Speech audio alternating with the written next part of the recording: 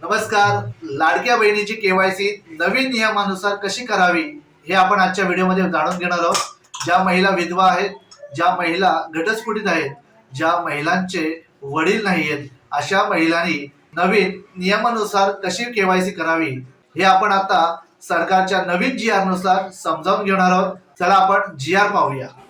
सरकारच्या नवीन नियमानुसार हा जी आर आता आपण पाहतोय, ज्यामध्ये ज्या महिला लाभार्थी आहेत परंतु त्यांचे वडील नाही आहेत, त्यांचे पती हयात नाही आहेत, ज्या महिला घटस्फोटित आहेत, अशा महिलांसाठी आता त्यांनी मृत्यूचे प्रमाणपत्र किंवा घटस्फोट प्रमाणपत्र माननीय न्यायालयाच्या आदेशानुसार जे मिळालेले आहेत ते संबंधित कागदपत्र अंगणवाडी सेविका आहेत यांच्याकडे 31 डिसेंबरच्या आत तुम्हाला सादर करायचे आहेत. अंगणवाडी सेविकांनी त्यांच्याकडे लाभार्थी महिलांकडून दाखल केलेल्या प्रमाणपत्राची तपासणी करून त्या लाभार्थी महिलांना त्यांचे पती अथवा वडील यांची केवायसी करण्यापासून सूट देण्यास पात्र शिफारस बालविकास प्रकल्प अधिकारी CDPO यांच्यामार्फत जिल्हा महिला व बालविकास अधिकारी यांच्याकडे दाखल करावी.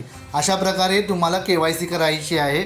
जे पहिला तुमच्या आधार कार्डची एक OTPने केवायसी करायची आहे. नंतर तुम्हाला तुमच्या पतीचे डॉक्युमेंट्स तुमच्या अंगणवाडी सेविकांकडे जमा करायचे आहेत. इथे आधार कार्ड नंबर टाकून झाल्यानंतर कॅप्चा कोड टाकल्यानंतर मी सहमत आहे या बटनवर क्लिक केल्यानंतर इथे OTP येईल. तो OTP तुम्ही इथे सबमिट करायचा आहे. सबमिट केल्यानंतर तुमची पहिली स्टेप पूर्ण होणार आहे आणि हे झाल्यानंतर पुढे तुमची केवायसी इथे झालेली आहे. त्यामुळे संबंधित कागदपत्र अंगणवाडी सेविकांकडे जमा करा. व्हिडिओ आवडले असेल तर व्हिडिओला लाईक करा, व्हिडिओ शेअर करा आणि चॅनलवर नवीन असाल तर चॅनलला सबस्क्राईब करा. धन्यवाद.